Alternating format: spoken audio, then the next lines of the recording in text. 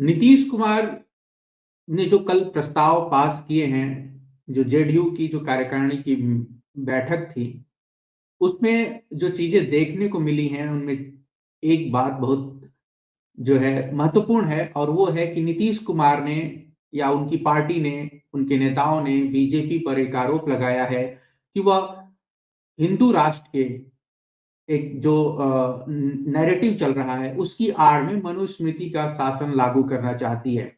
आज के ज्यादातर अखबारों में ये बात जो है हाईलाइट की गई है, और आप देखिएगा कि नीतीश कुमार पर जो आरोप लग रहे थे कि वो बीजेपी के साथ जा सकते हैं, एनडीए में जा सकते हैं, तो इस मुद्दे को लेकर के नीतीश कुमार की पार्टी बचाव कर रही थी। लेकिन अब क्या हुआ है कि जो प्रस्ताव पास किए गए हैं, अगर उसके शब्दों को देखें, उसके आरोपों को देखें, तो नीतीश कुमार का एजेंडा बहुत ही अलग दिखता है। ये कहीं ज्यादा धारदार है, ज्यादा मुखर है, और हिंदू राष्ट्र के जो नैरेटिव है उसके बरक्स आप देखेंगे तो नीतीश कुमार एक रेडिकल मोड में चले गए हैं। अगर ये कहा जाए तो ये गलत नहीं होगा।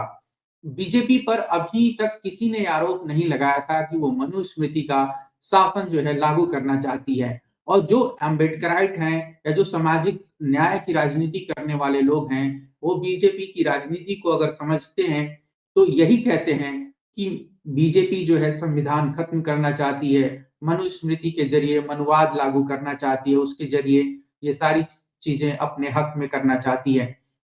इसी मुद्दे पर बात करने के लिए हमारे साथ डॉक्टर संतोष सारंग हैं, वरिष्ठ राजनीतिक विश्लेषक। बिहार की राजनीति को करीब से जानने समझने के लिए हम उनसे बात करेंगे, और इसके साथ हमारे साथ एक दो और गेस्ट जुड़ेंगे जो अभी थोड़ा सा जो है लेट हो रहा है, लेकिन वो जल्द ही हमारे साथ जुड़ेंगे।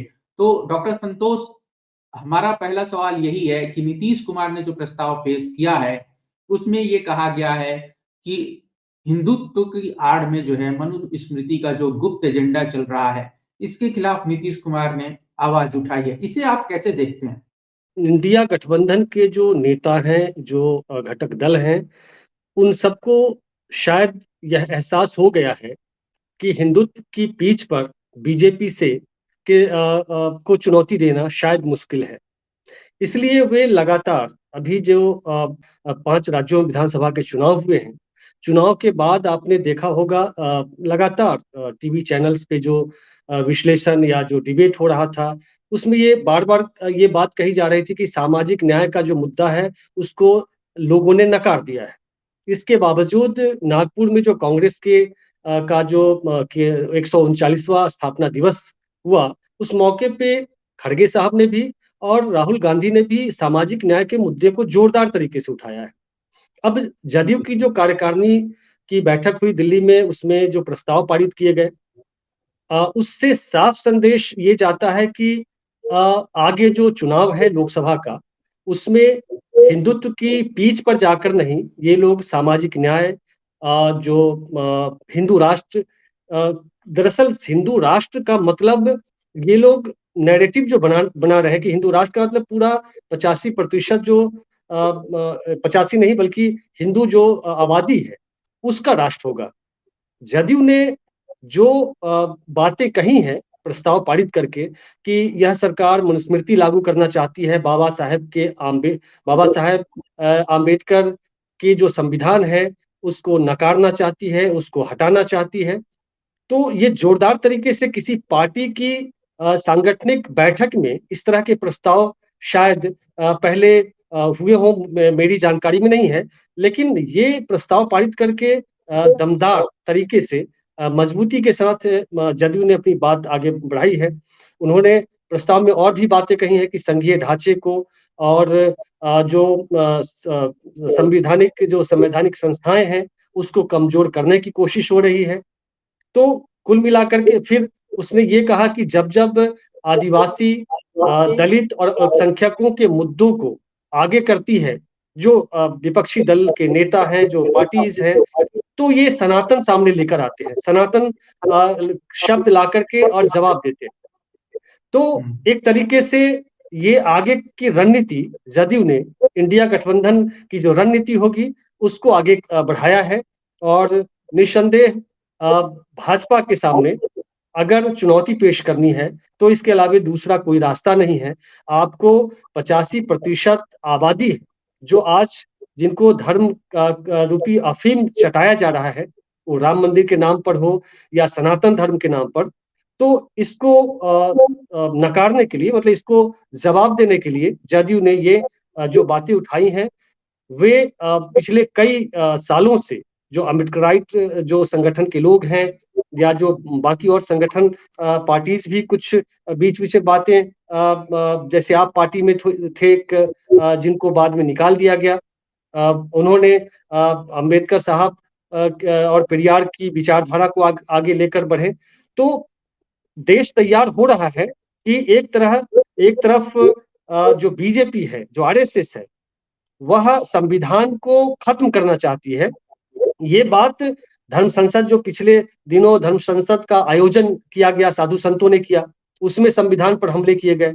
आर्थिक सलाहकार परिषद के जो विवेक देवराय हैं, उन्होंने तो संविधान की आत्मा पर हमले किए। उन्होंने कहा कि जो प्रियम्बल में जो समता, न्याय और जो चीजें हैं, इन शब्द इसकी कोई जरूरत नहीं। तो कुल मिलाकर के जदयू ने एक बैटिंग अलग तरह से शुरू की है, और मुझे लगता है कि सभी पार्टियों को, इंडिया गठबंधन के सभी पार्टियों को इसी आधार पर आगे बढ़ना होगा। और जो बड़ी आबादी है, जो सामाजिक न्याय से जुड़ी और जो बहुजन समाज है, उसको ये बताना पड़ेगा कि राम मंदिर का जो मुद्दा है, जो राम मंदिर को लेकर के आज प्राइम मिनिस्टर ने अयोध्या में भाषण भी, लंबे चौड़े भाषण दिए, रोड शो किया, पुष्प बारिश कराई गई। ये सब पूरा इवेंट जो है ना, ये राजनीतिक इवेंट है, धार्मिक कहीं से भी नहीं है। अभी कई शंकराचार्य साधु संतों ने भी इस पर आपत्ति दर्ज कराई कि ये धार्मिक आयोजन नहीं है, ये भाजपा के राम है, और उस राम को स्थापित करने की कोशिश की जा रही है। और उसमें जो बड़ी आबादी है, जिनको शिक्षा से जोड़ने की जरूरत थी, जिन्हें रोजगार नौकरियों से जोड़ने की जरूरत थी, उनका ध्यान भटकाने के लिए, उन्हें धर्मांध बनाए रखने के लिए लगातार आयोजन हो रहा है। मंडल के दौर से जो शुरू हुआ है, वो आगे भी चलता रहेगा। मेरा सवाल दरअसल इसीलिए था क्योंकि अभी तक जो नीतीश कुमार की राजनीति रही है, उन्होंने कास्ट सेंसस कराया, लेकिन आप देखिए कि ललन सिंह को हटाया है उन्होंने, और ललन सिंह को हटाने के बाद जो है वो खुद बने हैं, एक अति पिछड़े समाज से हैं वो। और दूसरी बात वो ये कह रहे हैं कि मनुस्मृति का एजेंडा लागू करना जो है एक गुप्त एजेंडा है बीजेपी का। अभी तक किसी पार्टी ने अपनी कार्यकारिणी की बैठक में ये फैसला नहीं लिया। केसी त्यागी ने जो 2 बातें कही, उन्होंने ये कही कि बीजेपी अगर हमें न्योता देई होती तो हम वहां जरूर जाते 22 तारीख के कार्यक्रम में, लेकिन न्योता नहीं मिला है तो वो एक अलग बात है। लेकिन फिर उन्होंने ये कहा कि नीतीश कुमार देश भर में घूमेंगे और प्रचार करेंगे और इसकी शुरुआत झारखंड में होगी। तो क्या नीतीश कुमार एक लंबी लड़ाई की तैयारी कर रहे हैं? क्या वो इस मनुस्मृति के एजेंडे को लेकर के और फिर पूरे देश में जाएंगे, लोगों से बातें करेंगे? क्योंकि जब उन्होंने कास्ट सेंसस की बात की, बिहार में जब कास्ट सेंसस एक तरीके से हो गया था प्रशासनिक स्तर पे, डेटा जारी नहीं हुआ था, उससे पहले राहुल गांधी ने कर्नाटक से कास्ट सेंसस का मुद्दा उठाना शुरू कर दिया। तो क्या नीतीश कुमार एक नई चीज लेकर के आए हैं इंडिया के लिए कि बीजेपी मनुस्मृति का एजेंडा लागू करना चाहती है? क्या इसको इस तरीके से देखा जा सकता है? निसंदेह नंदलाल जी, दरअसल नीतीश कुमार जैसे जाति आधारित गणना कराई, उसको लेकर आगे बढ़े, और सनातन शब्द प्रस्ताव में जो बातें आई हैं कि सनातन से जवाब देते हैं हर मुद्दे को। तो दरअसल इसमें दोनों बातें हैं कि जो इंडिया गठबंधन की जो पार्टी है या जदयू है, वह अल्पसंख्यक, आदिवासी, मतलब एक बड़ी आबादी की बात करती है। उसको जैसे ही आगे बढ़ाती है, तो ये सनातन की बात ले आते हैं, और मजबूती के साथ। अब देखिए, मीडिया में जदयू को लेकर के और ललन सिंह और नीतीश कुमार को लेकर के लगातार जो एजेंडा चलाया जा रहा था, निराशा हाथ लगी है। दिल्ली में जदयू की जो बैठक के बाद मीडिया कर्मियों का एक हुजूम उमड़ पड़ा था, और उनसे जो सवाल किए जा रहे थे जदयू के नेताओं से, सीएम से, वे सनातन धर्म को लेकर सवाल किए जा रहे थे, और उल-जुलूल जो सवाल है वो किए जा रहे थे। ये नहीं कि जो आगे की रणनीति क्या है, जदयू की, वो और भी बहुत सारे मुद्दे हैं जो विकास से जुड़े मुद्दे हैं, शिक्षक बहाली से जुड़े मुद्दे हैं, उस पर सवाल किया जा सकता था। ये सवाल किया जा सकता था कि जाति आधारित जो गणना कराई गई है, जिसमें उन्होंने कहा था कि जो जिनकी जो गरीबी रेखा से नीचे हैं, उनको 2-2 लाख रुपए हम देंगे। इस पर मीडिया ने सवाल नहीं खड़ा किया। पूरा मीडिया विपक्षी दलों के सामने जो सवाल रखते हैं, वे पूरे मतलब वो सवाल इस तरह से रखते हैं कि जवाब हो तो घिर जाएं और फिर बातें भाजपा की और आरएसएस की हो जाए। मनुस्मृति की बात को लेकर के सनातन की बात है। सनातन को दरअसल आखिर सनातन है क्या? सनातन दरअसल को आज जी एक चीज आप यहाँ ऐड करना चाहूंगा। नीतीश कुमार या जेडीयू ने ये कहा है कि वो सनातन का सम्मान करते हैं, तो वो सनातन को खारिज नहीं कर रहे हैं, लेकिन वो ये कह रहे हैं कि जो चीजें चल रही हैं वो ध्यान भटकाने की हैं।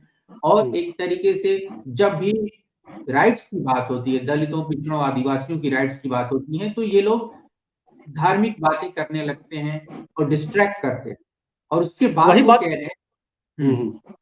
जी क्या बोल रहे थे, पूरा करिए। वही कह रहे हैं कि जो डिस्ट्रैक्ट करने की चीजें हैं, उनकी आड़ में मनुस्मृति का शासन लागू करने का एजेंडा है। नहीं, मैं वही कह रहा हूँ कि सनातन शब्द जो है ना, आजकल सनातन हिंदू राष्ट्र की के जो नारे बुलंद किए जा रहे थे, हिंदू शब्द का प्रयोग अब न मीडिया में हो रहा है, न जो हिंदूवादी जो संगठन है वे कर रहे हैं। पिछले कई महीनों से आप देखते होंगे सनातन शब्द का प्रयोग किया जा रहा है। इसके पीछे की सोच क्या है? सनातन को परिभाषित करने की जरूरत है। सनातन के बारे में कहा जाता है कि सनातन शब्द का जो शाब्दिक अर्थ है वो कहा जाता है शाश्वत, जो सदा बने रहने वाला, और जिसका न आदि है न अंत है। आखिर ये शब्द किसी मनुष्य ने ही गढ़े होंगे ना, किसी मनुष्य ने ही पहली बार शब्द कोश में लाया होगा सनातन। गीता में सनातन शब्द का शब्द मिलते हैं, कई जगह उसका प्रयोग किया गया है। जब भी 1000-2000 साल पहले जब भी सनातन शब्द आया होगा तो किसी मनुष्य के द्वारा गढ़ा गया होगा।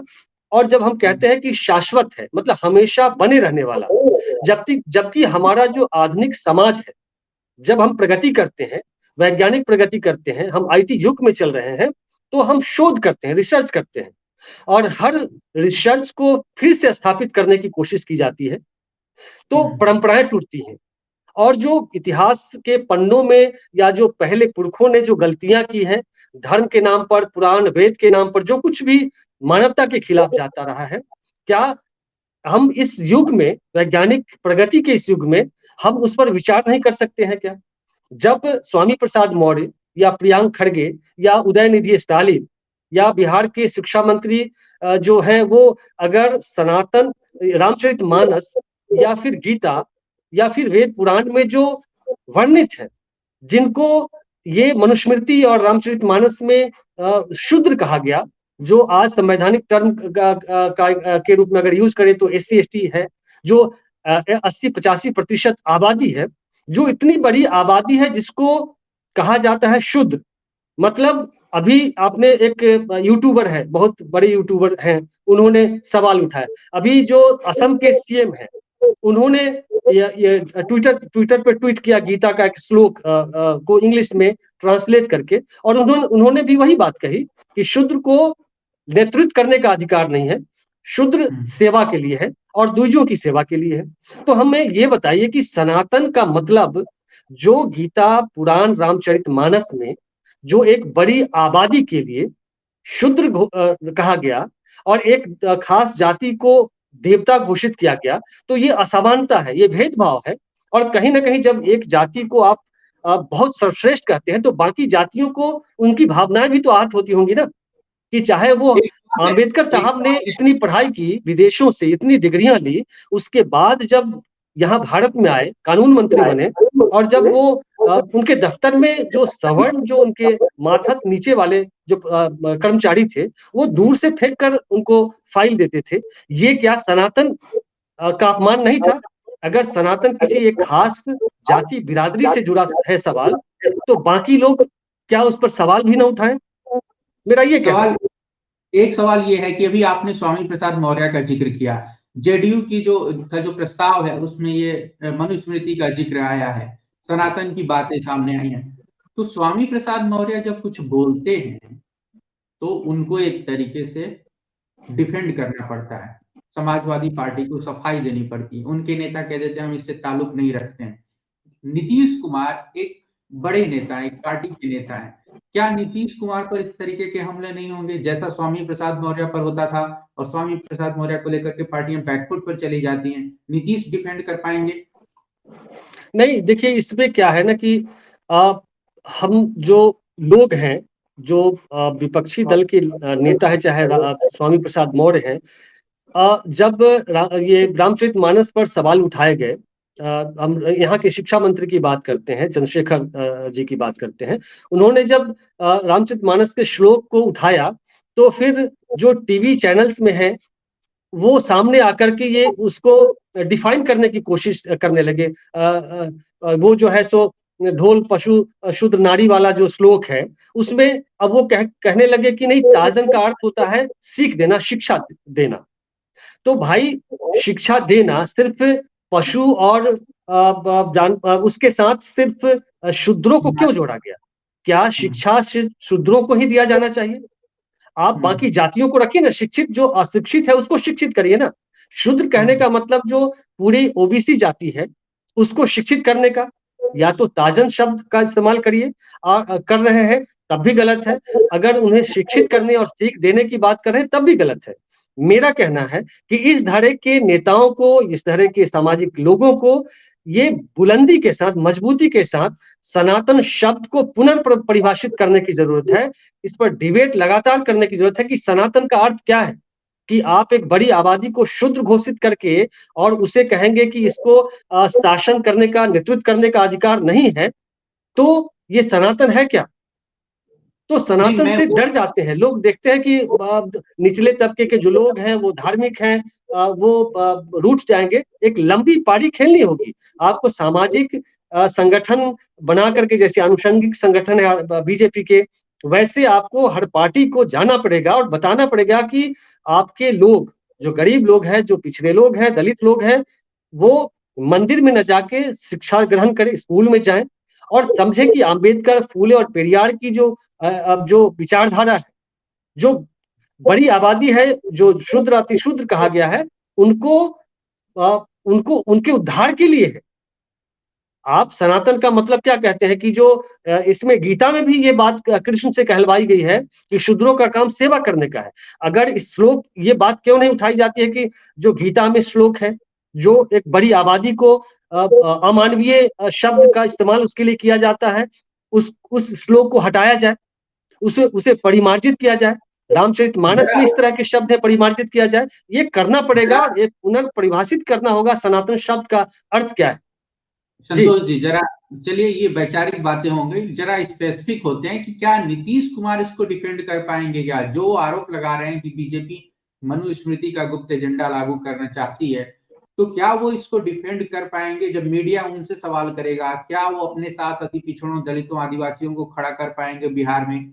जो मंदिर का नैरेटिव है उसके खिलाफ वो इस चीज को ले जाकर के पॉलिटिकली, एक सामाजिक तौर पर नहीं, क्योंकि आप चुनाव में जा रहे हैं, आपके पास समय नहीं है। तो इस लिहाज से जरा आप समझाइए।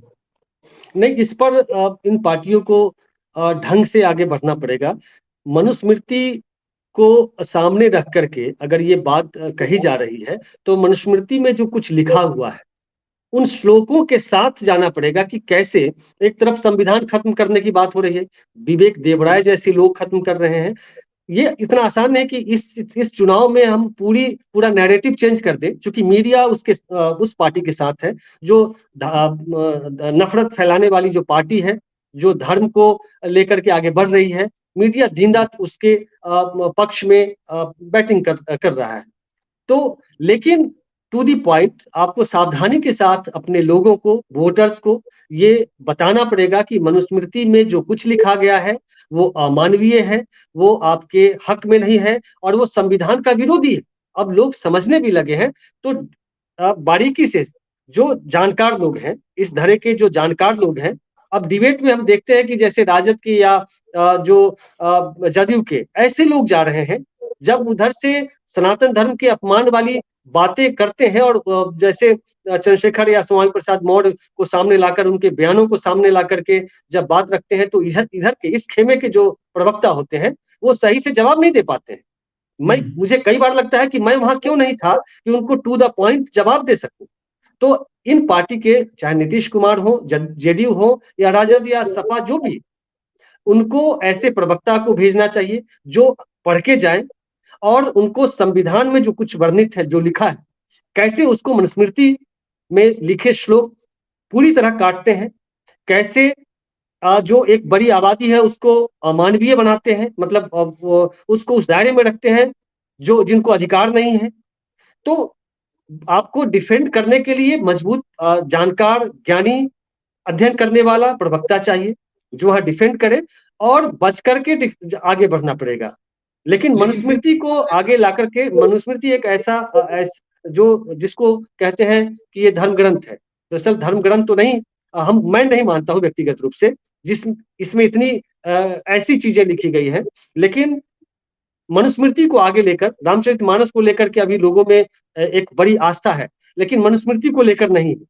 तो मनुस्मृति को आगे बढ़ा करके, जैसे प्रस्ताव में भी बातें कही गई है कि मनुस्मृति बाबा साहब के संविधान के खिलाफ है, तो इसको आगे लेकर बढ़ा जा सकता है। और सनातन शब्द पर, सनातन धर्म पर जो एक तरफा एजेंडा चलाया जाता है, जो परिभाषा दी जाती है, इधर के लोग भी परिभाषित करें ना फिर से। तो मैं वही बात कह रहा अचानक हूँ। तो सब कुछ नहीं पलट दिया जा सकता है, धीरे धीरे मैं इनको वही आगे बात बढ़ना पड़ेगा। जी।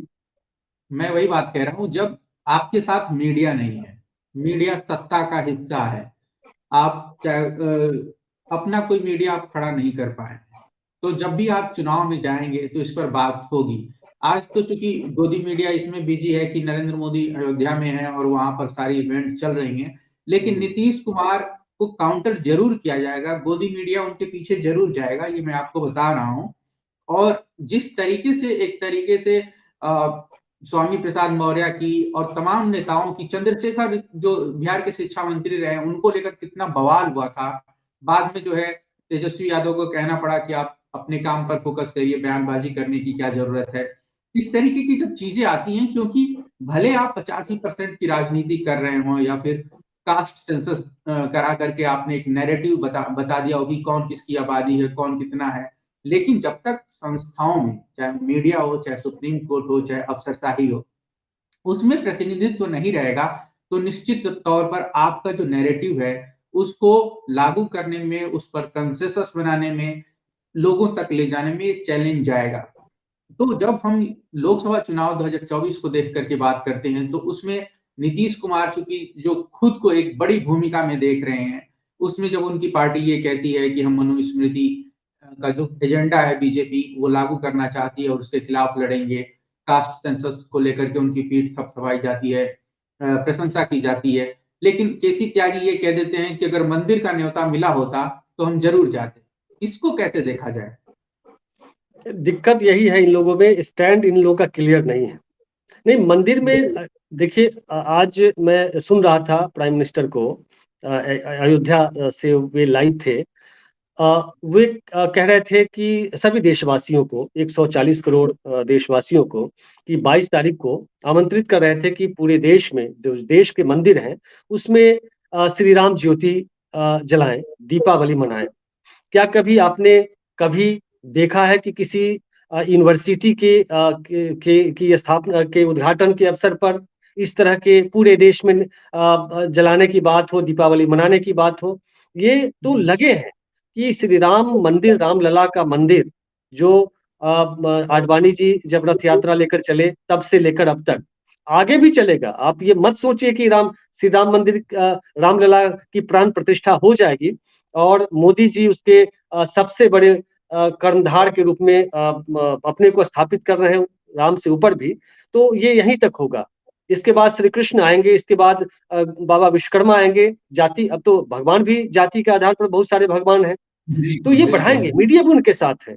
लेकिन इन लोगों के साथ क्या है ना, कि जैसे आपने अभी बात कही कि आज तक जब सामाजिक न्याय की सरकार आई, 90 के बाद मंडल आंदोलन शुरू हुआ, इन लोगों के हाथ में सत्ता आई, तो मीडिया खड़ा क्यों नहीं किया?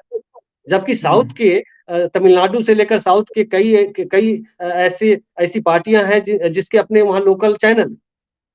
अब देखिए इनके अपना आईटी सेल भी मजबूत नहीं है, इनके यूट्यूब से लेकर सोशल मीडिया प्लेटफॉर्म भी उतने मजबूत नहीं है, जबकि बीजेपी एक बहुत बड़ी धनराशि उस पे खर्च करती है, हम्म, प्रचार तंत्र पे खर्च करती है।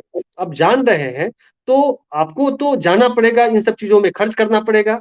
आपके पास हम्म, टीम ऐसी नहीं है जो रिसर्च करे इन सब चीजों में। जैसे मान लीजिए मनुस्मृति को लेकर या रामचरितमानस को लेकर सीधे आपको हम्म, हमला नहीं करना होगा, क्योंकि अचानक मन मिजाज लोगों का बदलना मुश्किल है, जो धर्म कर्म में हम्म, लगे हैं। और जिस देश में गरीबी अधिक होती है, जो लोग गरीब अधिक होते हैं, आस्था ज्यादा आस्तिक वही मतलब ईश्वर में आस्था उन्हीं को होती है। भाग्य और पुण्य और पाप में अधिक दिमाग उन्हीं को लगता है, जो आर्थिक रूप से मजबूत है। जो पढ़े लिखे लोग हम्म, हैं उनको पता है सब कुछ। और दूसरा कि रिसर्च करें, ये लोग टीम बनाएं और रिसर्च करें कि कैसे डिफेंड करना है सनातन के इस पर रिसर्च कैसे करना है। अब जैसे प्रवक्ता को भेज देंगे और वो हम्म, सही से अगर सामने वाले को काउंटर नहीं करेंगे, तो स्वाभाविक है कि वो आरोप उल्टे इन पर लगेगा। अब बीजेपी के ही कई नेताओं का 1 मिनट लेते हैं। बीजेपी के ही कई नेताओं के जो बयान आए पहले श्री राम को लेकर के, भगवान देवी देवता हिंदू देवी देवताओं को लेकर, क्या कभी बीजेपी ने कार्रवाई की? मैंने रिसर्च हम्म, किया, नरेश अग्रवाल को जानते होंगे, सदन में उन्होंने कहा कि बिल्कुल, बिल्कुल। व्हिस्की में श्री राम क्या था उनका कि हाँ, व्हिस्की में, खैर। हाँ, हाँ, विष्णु उसको बंद रहा थोड़ा। और इस तरह की चीजें।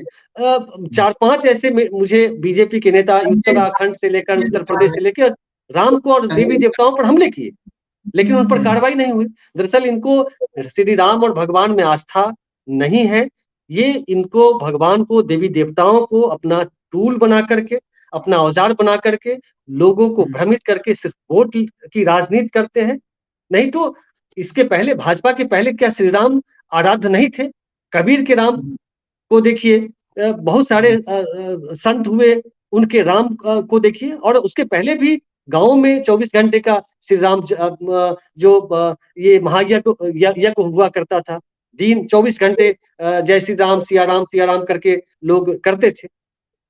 तो राम तब भी थे और राम को तब अधिक लोग श्रद्धा के साथ देखते थे। आज तो इन्होंने राम को बांट दिया है पार्टियों में। एक तरफ क्या है कि जिसको हिंदुत्व की बात कर रहे हैं वो तो राजनीतिक जो विचारधारा है वो उनका है, हिंदुत्व का मतलब संपूर्ण हिंदुत्व नहीं है। और हम्म, इसकी आलोचना करने का मतलब ये नहीं है कि वो हिंदू नहीं। हम अपनी आलोचना खुद करेंगे ना। अगर मेरे हम्म, अंदर बुराई है तो हम पड़ोसी की आलोचना तो करेंगे नहीं। अगर हिंदू धर्म में अगर कुछ कमियां हैं, मुझे किसी जाति से बहुत हीन समझा जाता है, तो हम उसकी आलोचना करेंगे, जिसे अम्बेडकर ने की। अम्बेडकर ने मनुस्मृति को जलाई, जो हम्म, संविधान के निर्माता बने। 1927 में 25 दिसंबर को उन्होंने जलाई। फिर संविधान के निर्माता बने, कानून मंत्री बने, संवैधानिक पद पर रहे। अब उनको क्या कहिएगा? तो जो बुराई है नहीं, उसके अंत के लिए तो उठना ही पड़ेगा ना किसी को। मेरा एक सवाल था कि क्या ये सवाल जो है राजनीतिक तौर पर ये है कि क्या नीतीश कुमार जो है मनुस्मृति और मनुवाद की बात करके अम्बेडकराइट वोटों को, एससी एसटी के वोटों को फोकस कर रहे हैं, जो अति पिछड़ा की जो एक तरीके से किंग मेकर बन के उभरा है कास्ट सेंसस के आंकड़ों के बाद। क्योंकि यूपी में तो मैं देखता हूं कि बहुजन समाज पार्टी, मायावती मनुवाद मनुवाद करते रहे हैं, बोलते रहे ब्राह्मणवाद, ये शब्द जो है बसपा के मुंह से आता रहा है। लेकिन ये नीतीश कुमार के मुंह से और उनकी पार्टी के प्रस्ताव में पहली बार आया है, जो एक तरीके से सोशल जस्टिस को लेकर के जो बातें होती रही हैं। तो क्या बिहार के जो आप देखेंगे कि पहले भी बिहार में बसपा का एक जनाधार रहा है, उसका काडर रहा है, उसके लोग रहे हैं। तो क्या नीतीश कुमार उन वोटों को, उसकी गोलबंदी अपने पीछे करना चाह रहे हैं? देखिए, बसपा की बात आपने कही, कांसीराम की जो बसपा थी वो अलग थी, और आज जो मायावती की बसपा है वो बिल्कुल अलग है। हुँ, उसको सभी जानते हैं, उसके बारे में बहुत कुछ कहने की जरूरत नहीं है। नीतीश हुँ, कुमार जो बीजेपी के साथ के साथ मतलब वो साथ छोड़ने के बाद, जब राजद में आए और अब जब इंडिया गठबंधन के मुख्य कर्ता धर्ता बने, मतलब विचार और पूरा कॉन्सेप्ट उनका रहा। अब बिहार में कर्पूरी इसके पहले भी डिबेट मैंने ये बात कही थी कि कर्पूरी जो चर्चा करके जदयू चला रही है, और फिर ये भीम चर्चा करके चल रहा है। इससे ये जाहिर है कि ये पार्टियां, महागठबंधन की जो पार्टी है यहाँ बिहार में, जदयू और राजद, वो अपने इस एजेंडे पे काम कर रही है। कर्पूरी ठाकुर की जन्म शताब्दी होने वाली है, 100 साल होने वाला है, तो उसको लेकर के सभी पार्टियां बिहार में, भाजपा भी कुछ प्लान कर रही है कि कर्पूरी ठाकुर को लेकर के आगे बढ़े। कर्पूरी ठाकुर बिहार के ऐसे नेता रहे हैं, राजनेता रहे हैं, जिन्हें गरीबों का मसीहा कहा गया, तो उनको गालियां दी गई। मतलब गाली दोहराना ठीक नहीं है, लेकिन ऐसे लोग जो आज सनातन के रक्षक अपने को कहते हैं, हिंदू धर्म के रक्षक कहते हैं, वो कर्पूरी ठाकुर को उन्होंने गालियां दी। और कर्पूरी ठाकुर ने आरक्षण लागू किया था, उसके बाद गालियां दी गई। यहाँ मंडल, जो बीपी मंडल थे, उनको यहाँ के एक ब्राह्मण नेता ने गाली दी जब बरौनी रिफाइनरी से तेल रिसकर गंगा में चला गया था और आग लग गई। तो उन्होंने कहा कि शूद्र जब सीएम बनेगा तो गंगा में आग नहीं लगेगी तो क्या होगा। तो ये तमाम इतिहास रहा है। क्या यह सनातन का और हिंदू धर्म का नहीं है? ये अपमान नहीं है क्या? तो आप सनातन को किसी खास उच्च वर्ग द्विजों के साथ जोड़कर देखते हैं।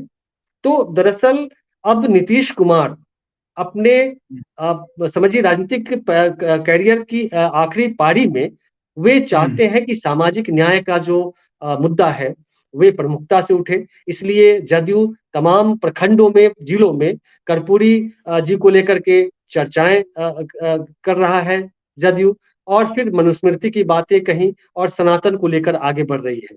डिफेंड करना इतना आसान भी नहीं है, इनको सिर्फ राजनीतिक बयान दे करके बहुत सावधानी के साथ आगे बढ़ना पड़ेगा।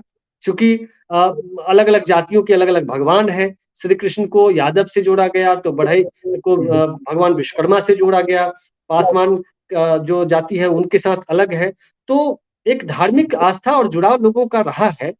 तो एक सुलझे हुए राजनीतिक कार्यकर्ता की तरह, नेता की तरह इन लोगों को आगे बढ़ना पड़ेगा। इसको लेकर के पूरी प्लानिंग के साथ, ये नहीं कि बयान दे दिया और फिर बच गए, तो नहीं होगा। चूंकि उधर की पार्टी रामलला को लेकर, श्री राम को लेकर घर घर में पहुंच रही है। अब रामचरितमानस की प्रतियां भी बांटी जाएंगी, अक्षत बांटा जा रहा है। तो लोगों की मिजाज को धार्मिक बनाने की कोशिश की जा रही है। आपको अंबेडकर, फूले, पेरियार की विचारधारा को लेकर आगे बढ़ना पड़ेगा और बहुत महीन तरीके से आगे बढ़ना पड़ेगा। तब जाकर के आप डिफेंड कर पाएंगे जो नफरत की राजनीति है उसको। दरअसल मैं आपको बता दूं कि विहिप के एक नेता हैं जो अयोध्या में इस समय मौजूद हैं, और उन्होंने कहा है कि मेरे पास वो अखबार भी है, तो आप देखेंगे इसमें लिखा है कि प्राण प्रतिष्ठा के बाद खत्म हो जाएगा जातीय स्वाभिमान। यानी वो उन्होंने ये कहा है कि जातियां खत्म हो जाएंगी, किसी को जो है जाति पर कोई घमंड नहीं होगा। लेकिन आप ये देखेंगे कि राम मंदिर के गर्भगृह में कौन लोग रहेंगे, उनके 5 नाम देखा जाए तो प्रधानमंत्री को अगर आप छोड़ दें तो, और वो भी कहा जाता है कि उन्होंने अपनी जाति बाद में जो है ओबीसी में शामिल कराई थी। और एक आनंदीबेन पटेल हैं, उनकी जाति जो है एक तरीके से, अब वहां पर पटेल गुजरात में तो शायद वो अपर कास्ट में ही आते हैं। लेकिन आप ये देखिए कि विहिप, विश्व हिंदू परिषद और आरएसएस क्या प्रोजेक्ट कर रहे हैं। वो ये कह रहे हैं जाति खत्म हो जाएगी, भेदभाव खत्म हो जाएगा। तो जब भेदभाव खत्म हो जाएगा तो संविधान भी तो खत्म हो जाएगा, आरक्षण खत्म हो जाएगा। क्या एक नैरेटिव जो चला रहे हैं ये लोग, मैं इसीलिए इस बात पे बहस कर रहा हूं आज कि जेडीयू में भी जो नेता हैं, ललन सिंह को ही हटाया गया है। तो आप वो देखिए भूमिहार जाति, बहुत सारे नेता हैं जो अपर कास्ट के। तो मनुस्मृति का एजेंडा, एक प्रस्ताव पारित कर देना, कह देना, और उसको लेकर के सरवाइव करना, राजनीतिक लड़ाई लड़ना, अपनी पार्टी को ही बना करके रखना, या सिर्फ ये था कि प्रस्ताव पारित कर दो, बाद में अपनी जो राजनीति होगी वो देखी जाएगी मिल बैठ के। नहीं, ये क्या तो प्रस्ताव जो जी, प्रस्ताव जो पारित जी। क्या जेडीयू में ही नेता नाराज नहीं होंगे जो नीतीश कुमार ने प्रस्ताव, जो उनकी पार्टी प्रस्ताव लेकर के आई है, मनुस्मृति को लेकर के क्या सारे जो अपर कास्ट के जेडीयू के नेता हैं वो सहमत हैं उस प्रस्ताव से? अब ये तो कहना भी जल्दीबाजी है, होगा, क्योंकि हम्म। उसमें जो मनुवाद, हर हर पार्टी में मनुवादी सोच के लोग हैं, जेडीयू में भी हम्म। होंगे। अब खुल करके सामने आते हैं या नहीं आते हैं, लेकिन जो बातें आपने कही कि विश्व हिंदू परिषद जो कह रही है कि रामलला के बाद, प्राण प्रतिष्ठा के हम्म। बाद सब कुछ खत्म हो जाएगा, जातिवाद खत्म हो जाएगा। ये जो संघ की जो विचारधारा है, उस हम्म। संघ की के कैंप में, उसके उसकी शाखा में कभी आपने, या उसकी जो उसके भाषण है, उसके नेताओं के भाषण, उसमें कभी समानता की बात, समानता शब्द आपने नहीं सुना होगा। वे हम्म। समरसता की बात करते हैं। वे चाहते हैं कि जो वर्ण व्यवस्था बनी रहे, ब्राह्मण हम्म।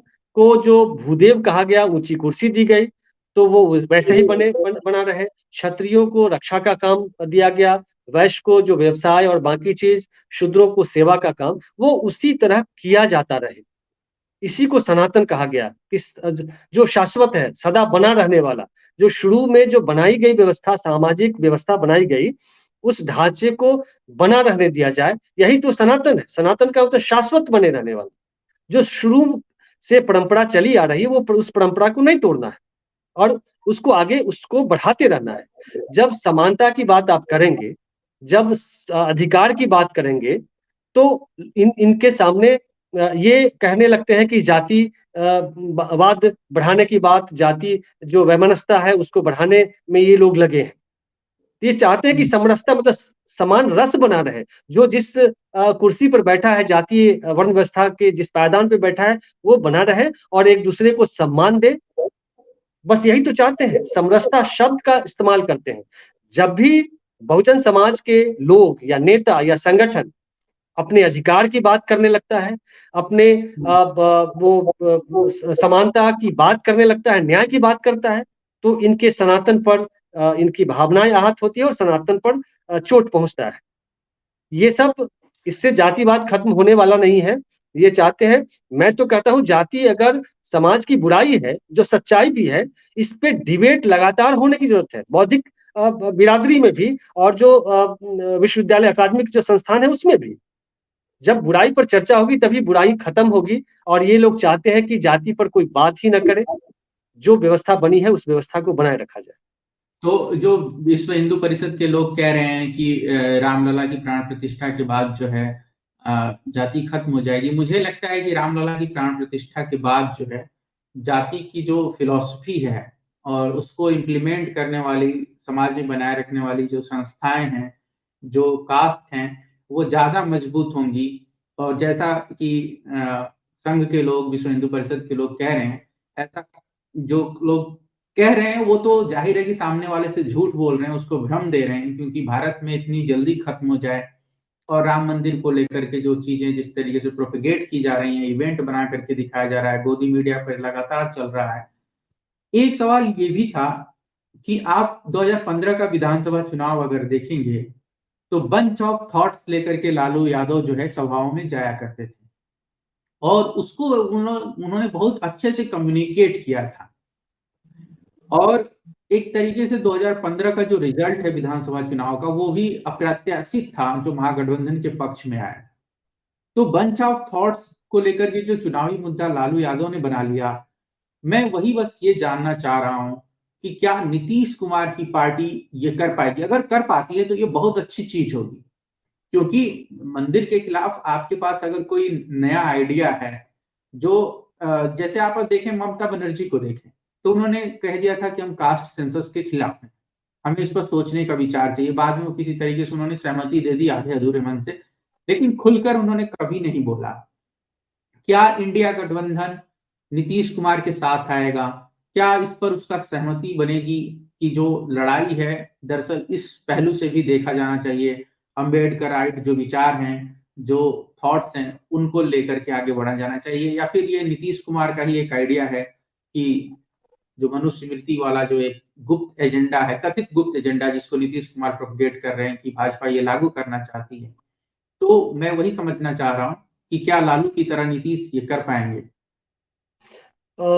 देखिए, जो दलित आबादी है, दलित समाज है, हुँ, मनुस्मृति को लेकर उसके दिमाग में बिल्कुल साफ है। मनुस्मृति उसके खिलाफ है, संविधान के खिलाफ है और बाबा साहब के संविधान के खिलाफ है।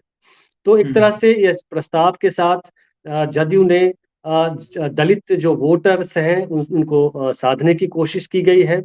अब हुँ, वे आगे कितना आगे ले जाते हैं इस प्रस्ताव को, ये तो आगे पता चलेगा, समय बताएगा। लेकिन हुँ, हुँ, अगर मान लीजिए नीतीश कुमार, जदयू या राजद, ये बीच में अगर मंदिर के मुद्दे पर ही आगे काम करते हैं या सनातन धर्म को लेकर टीका चंदन लगा करके आगे धार्मिक अनुष्ठान की शुरुआत करते हैं, जो बीजेपी करती है, तो क्या इनको वोट मिलेगा?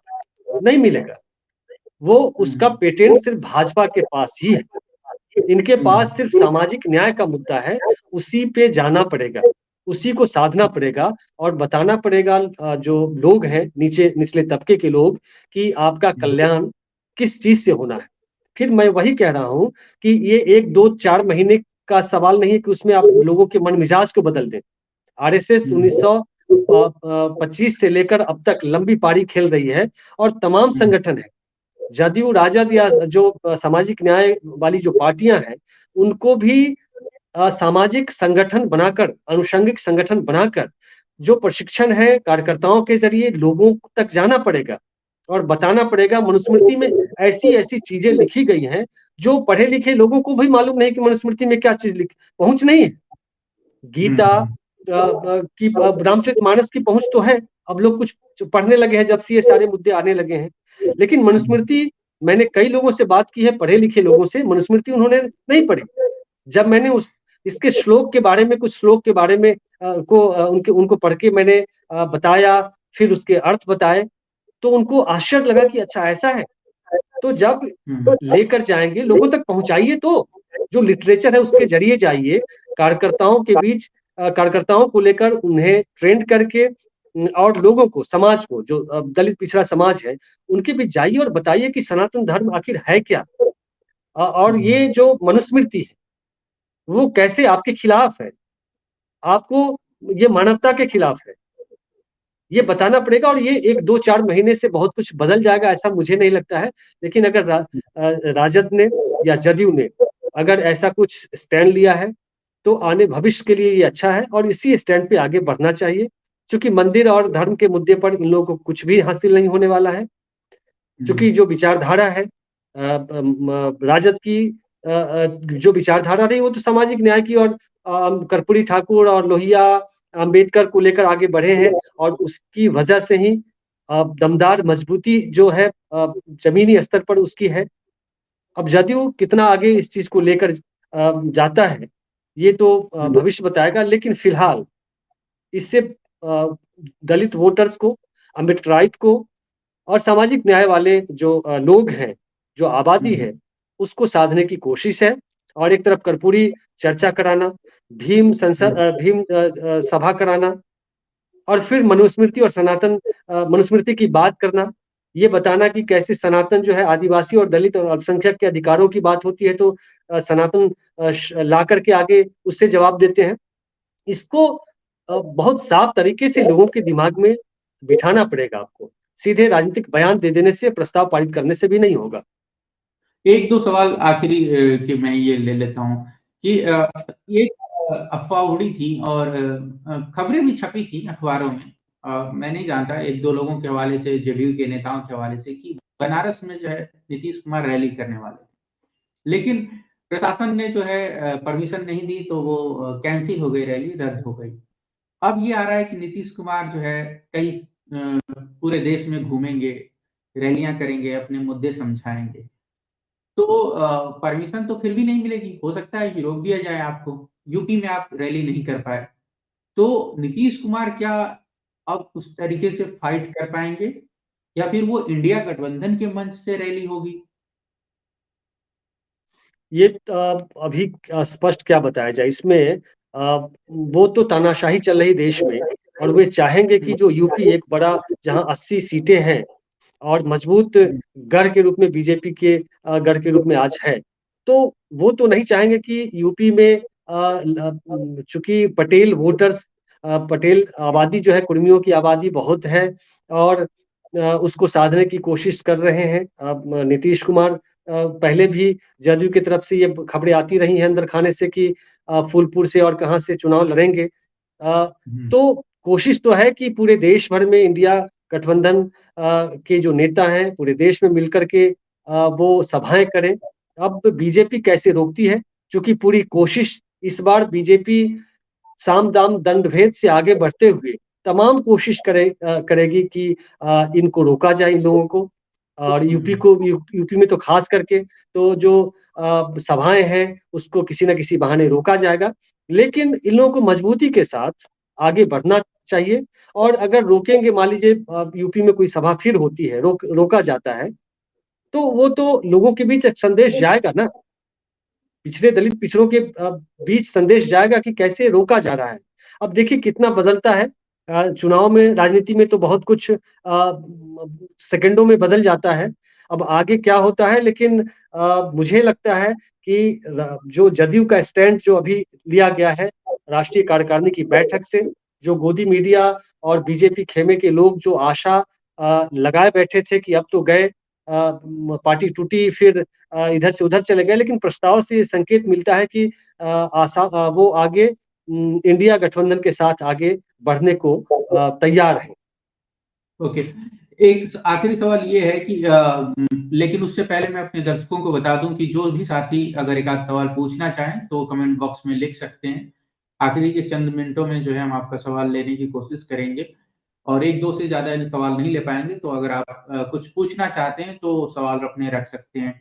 आखिरी सवाल ये कि ललन सिंह को जिस तरीके से हटाया गया है उसको लेकर के बीजेपी कह रही थी कि 12 विधायक जो है ललन सिंह के साथ थे और नीतीश कुमार को ये पता चल गया था कि ललन सिंह जो है उनका खेल खराब कर सकते हैं, तो इसलिए जो है उन्होंने ललन सिंह को हटाया।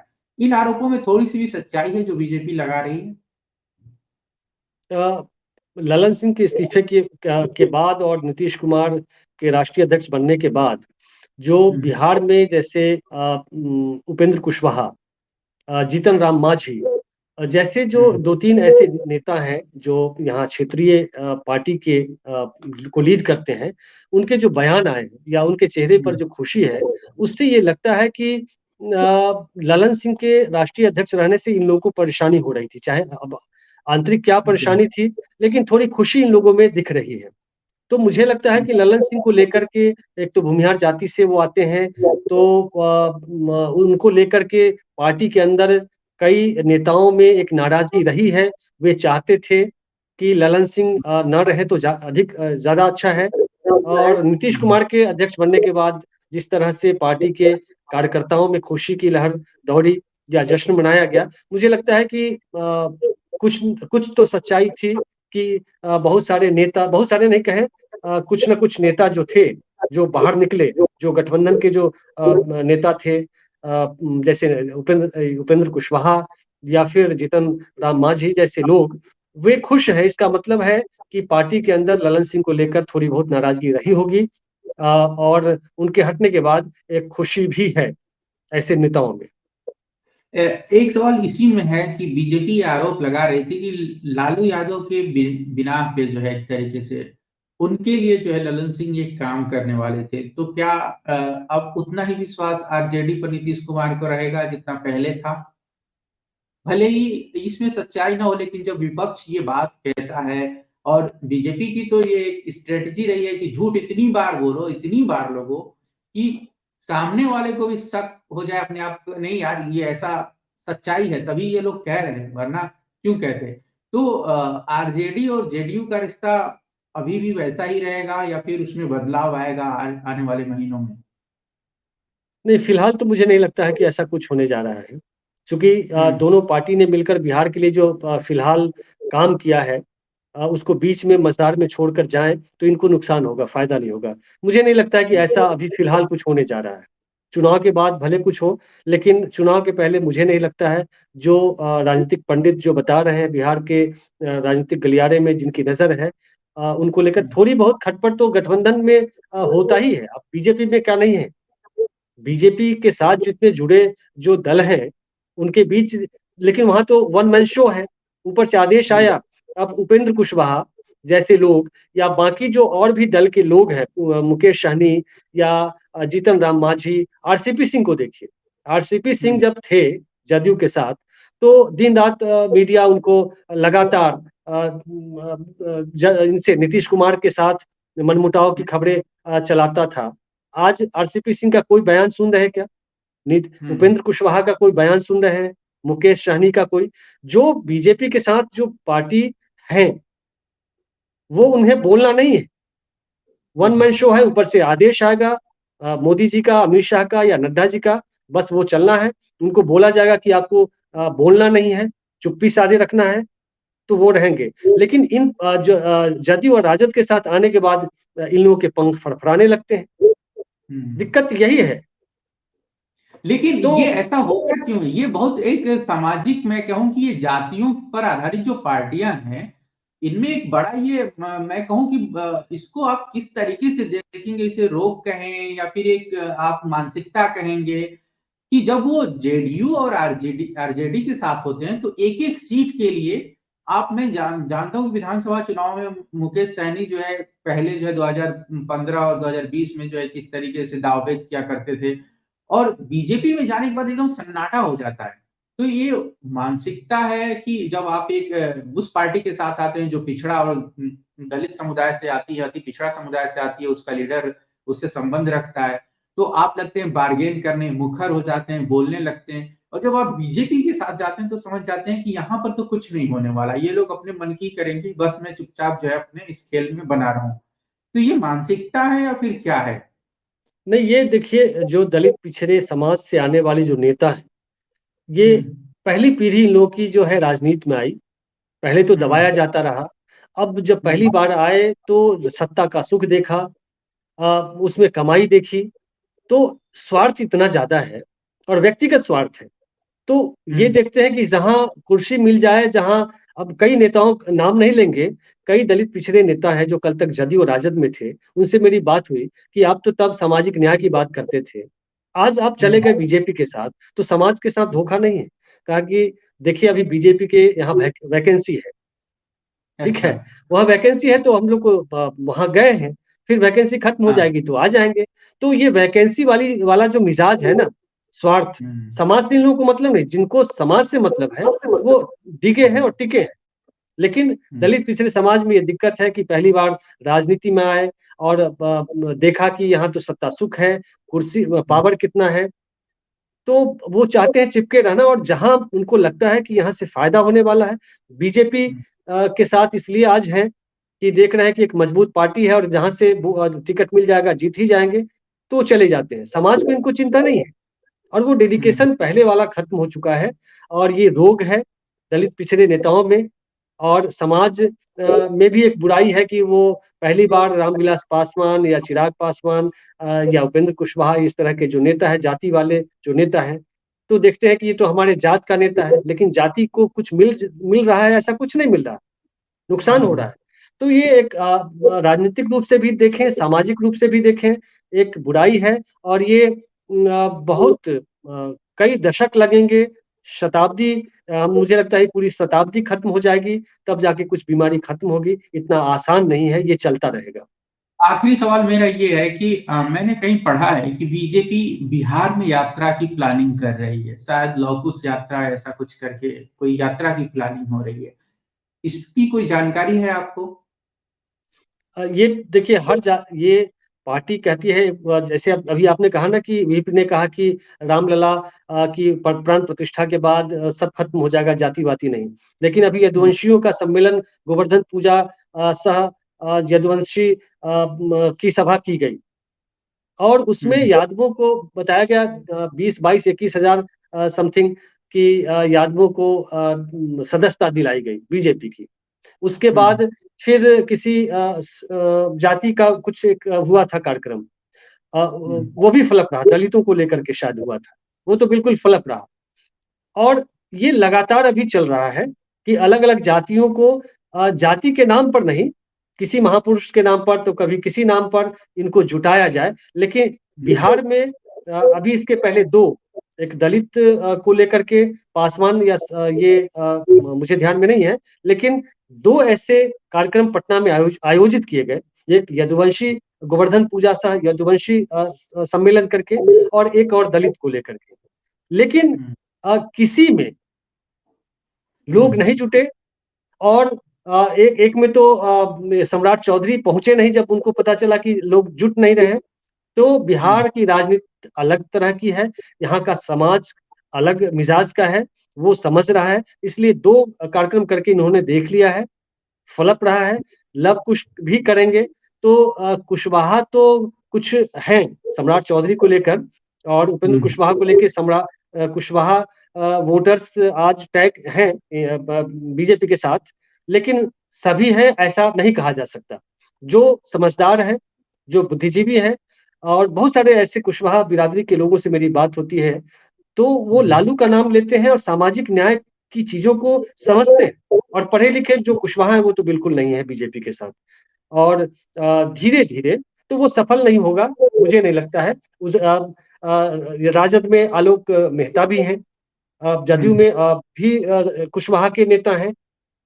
तो कुशवाहा का मतलब सम्राट चौधरी नहीं है, कुशवाहा का मतलब आलोक कुमार मेहता भी है, जो तुलसीदास मेहता एक समय ये मंत्री हुआ करते थे लालू की सरकार में। तो मुझे नहीं लगता है कि ये लगातार कोशिश की जा रही है कि जातीय जुटान कराया जाए पटना में, पटना के किसी हॉल में, गांधी मैदान में। ये बीजेपी की प्लानिंग है और चल भी रही है अंदर अंदर। और चल क्या रही है, कुछ कार्यक्रम तो कराए भी इन्होंने, लेकिन मुझे लगता है ये सक्सेस नहीं हो रहा है। जो दो उदाहरण मैंने दिए हैं, ये सक्सेस आगे भी नहीं होगा। और ये सीधी लड़ाई अब सीधे मंदिर बनाम मनुस्मृति और इसको संविधान को लेकर के बिहार में, बिहार के सामाजिक जो हलके हैं उसमें ये सब कुछ चल रहा है। बहुत बहुत शुक्रिया सारंग जी। और मैं आपको बता दूं दोस्तों कि हम जो है आज उस मुद्दे पर चर्चा कर रहे थे जिसमें नीतीश कुमार की पार्टी ने बीजेपी के शासन के खिलाफ एक तरीके से प्रस्ताव पारित किया और कहा कि बीजेपी जो है गुप्त तरीके से मनुस्मृति के शासन का एजेंडा लागू करना चाहती है। नीतीश कुमार की पार्टी की ओर से जो ये प्रस्ताव था, ये बहुत महत्वपूर्ण प्रस्ताव था। आप इस वीडियो को शुरू से देख सकते हैं हमारे चैनल पर, हमारे फेसबुक पेज पे। और हर रोज हम कोशिश कर रहे हैं कि शाम के 4 बजे देश के सबसे बड़े मुद्दे पर, जो इस देश की राजनीति को, इसकी सामाजिक ताने-बाने को प्रभावित करने वाले हैं, उसमें क्या कुछ नया हो रहा है, इस पर हम बात करते हैं। संतोष सारंग जी जो है बिहार के बड़े वरिष्ठ राजनीतिक विश्लेषक हैं, तमाम अखबारों और मीडिया संस्थानों में लिखते पढ़ते रहे हैं। उनसे हम बिहार की राजनीति को समझने की कोशिश कर रहे हैं और पिछले 2 दिनों से जो बिहार में घटनाक्रम हुए हैं उस पे हम लगातार बातचीत कर रहे हैं। कल भी हमने बातचीत की थी, आज भी की थी और आने वाले दिनों में ये सिलसिला चलता रहेगा। संतोष सारंग जी, आपका बहुत-बहुत शुक्रिया आज के लिए, और आपने समय दिया इसके लिए हम आपके आभारी हैं और बहुत-बहुत धन्यवाद। धन्यवाद। तो आप सब भी जुड़े, इसके लिए बहुत-बहुत शुक्रिया।